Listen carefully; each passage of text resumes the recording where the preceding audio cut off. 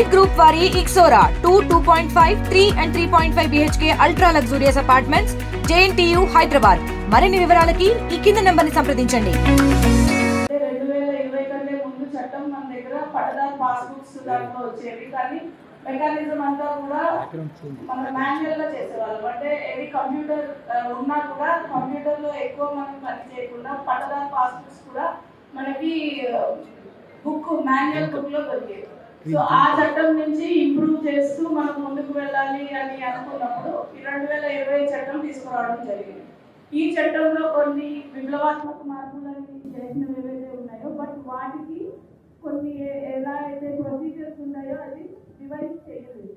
So దానివల్ల కొన్ని problems మనకి వచ్చాయి. మీరు చాలా సార్లు ఒక పేరు తప్పుపడింది లేదా ఒక సర్వే నెంబర్ తప్పుపడింది అని మా దగ్గరకు వస్తే మేము ఇప్పుడు కొన్నాళ్ళు ఆగాల్సిందే, ఏం చేయలేము అంటే మేము ఎక్కడికి వెళ్ళాలి, నెక్స్ట్ అపీల్ వ్యవస్థ ఏమైంది, ఎవరు లేరు అని మాకు చెప్పేవాళ్ళు, అధికారులే సాల్వ్ చేయాలి అని మీరు అడిగేవాళ్ళు. బట్ మేము ఏం చెప్పేవాళ్ళం, మీరు కోర్టుకు వెళ్ళండి అని చెప్పేవాళ్ళం. ఈ చట్టం మమ్మల్ని ఈ సమస్యని సాల్వ్ చేసే ఒక అధికారం మాకు ఇవ్వలేదు, మీరు కోర్టుకు వెళ్ళండి అని చెప్పడం చాలాసార్లు మీరు విన్నారు, చెప్పిన వాళ్ళు మేమే చెప్తున్నాం. సో దానికి సమాధానంగా ఈ నూతన చట్టంలో చాలా ప్రొవిజన్స్ అనేవి ఇచ్చారు. సో ఒరిజినల్ గా 1971 చట్టం మనం తీసుకుంటే ప్రొసీజర్ అనేది 18 ఏళ్ల తర్వాత వచ్చింది. అంటే 1989లో రూల్స్ అనేవి ఇచ్చారు. అంటే మా అధికారులకి చట్టంలో ఫర్ ఎగ్జాంపుల్ వారసత్వం అని ఉంది లేదా రిజిస్ట్రేషన్ అని ఉంది. 31వ రోజు అది రొటేషన్ అయిపోతుంది, ఆటోమేటిక్ సిస్టమే పేరు మార్చేస్తారు. అంటే ఇన్ని రోజులు మనకు తెలిసిన మ్యూటేషన్ పద్ధతులు రెండు, రిజిస్ట్రేషన్ లేదా వారసత్వం ద్వారా వచ్చింది.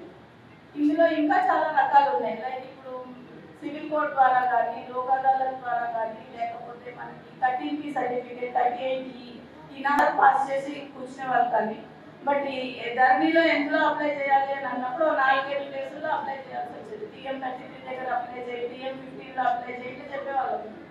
సో వీటన్నిటికీ పోయి ఇప్పుడు ఒకే ఒక సెక్షన్ లో ఈ భూములు చేసేదానికి పెట్టారు. సో ఆ పర్టికులర్ పర్సన్ ఎవరైతే ఈ పర్టికులర్ పారామీటర్ లోకి వస్తున్నారో, అంటే 13P సర్టిఫికేట్ ఉంది, ఇంతకు ముందు ఏంటి అది ఎవరి పేరు మీద నుంచిందో ఆ మ్యూటేషన్ తీయాలి, ఆ సర్వే నంబర్ మన పేరు మీద రావాలి, రకరకాలుగా మార్పులు చేయాల్సి వచ్చేది. 3-4 ప్లేసులు మిమ్మల్ని అప్లై చేయమని వాళ్ళు. ఇప్పుడు ఆ ఒక్క అప్లికేషన్ చేస్తే మేము మన పేరు మార్చేదానికి సులభతరం చేశారు అనమాట. తెలుసు భూభారతి చట్టం అనేది నిజంగా ఒక ఆపద్బాంధవుడు అంటారు కదా, అదే విధంగా భూమి సమస్యలతోటి బాధపడుతున్న వాళ్ళందరికీ కూడా ఆపద్బాంధవుడు అని అనుకోవాలి మనము. గతంలో ప్రచారంలో ఎమ్మెల్యే ఎలక్షన్స్ అప్పుడైనా, ఎంపీ ఎలక్షన్స్ అప్పుడైనా, ఎప్పుడైనా ప్రచార సమయంలో అయినా, ఎప్పుడైనా ఊళ్ళకి వస్తే కూడా ముందు తీసుకొచ్చేది ఏంటిదంటే భూ సమస్యలవే తీసుకొస్తారు, భూమికి సంబంధించిన సమస్యలవే తీసుకొస్తారు. రోజు కూడా అంతే, ఖచ్చితంగా భూమికి సంబంధించిన సమస్యలు వస్తూ ఉంటాయి. మరి ఇంత పెద్ద సమస్యలు భూమికి సంబంధించి ఉన్నాయి. గతంలో భూములకి ధరలు తక్కువ ఉన్నప్పుడు వాటిని పట్టించుకున్న వాళ్ళు ఎక్కువ లేరు, కానీ ఇప్పుడు ధరలు పెరిగేసరికి ఒక్క గజం కూడా ఎవరు వదిలే పరిస్థితిలో లేరు. దాని ద్వారా సమస్యలు కూడా ఎక్కువ వస్తున్నాయి. ధరని వల్ల ఎంతమంది నష్టమైంది అన్నది మీకే బాగా తెలుసు. ఏదైనా చట్టం ప్రభుత్వం తీసుకొస్తే దాని ద్వారా ప్రజల సమస్యలు తీరాలి కానీ పెరగద్దు. కానీ ధరణి ద్వారా చాలా మందికి సమస్యలు అనేవి పెరిగినాయి. అప్పుడు ఎలక్షన్స్ కి ముందు కాంగ్రెస్ ప్రభుత్వం మాట ఇచ్చిన విధంగా ఈ ధరణి సమస్యని సాధ్యమైనంత మటుకు తీరుస్తామని చెప్పి ఆ రోజు ఎట్లయితే మాట ఇచ్చిండ్రో, ఈరోజు మాటను నిలబెట్టుకుంటూ ఈ భూభారతి చట్టం తీసుకురావడం జరిగింది. ఇది కూడా అంటే ఏదో తొందరలో చేసినామా అయిపోయిందా అన్నట్టు కాకుండా మొదటగా ఒక 4 మండలాలు మొత్తం కలిపి దాని ద్వారా అంటే ఇంకేమైనా సవరించుకునే ఉంటే, రూల్స్ ఏమైనా మార్చుకునే ఉంటే, చట్టం వచ్చింది ఆల్రెడీ, రూల్స్ ఏమైనా చేంజ్ చేసుకునే ఉంటే మనకి ఇప్పుడు ఇక్కడ ఒక సమస్య ఉంటుంది, ఇప్పుడు మన నియోజకవర్గంలో ఒక రకమైన సమస్య ఉంటుంది, వేరే నియోజకవర్గంలో ఇంకో కొత్త సమస్య తలెత్తచ్చు. కాబట్టి ఇవన్నీ కూడా చూసుకుంటూ మళ్ళీ ఎక్కడైనా రూల్స్ మారాలన్నా మార్చే ఇందులో ఉంది. మిగతా అవన్నీ కూడా డీటెయిల్స్ మన కలెక్టర్ గారు చాలా డీటెయిల్ గా చెప్పినారు.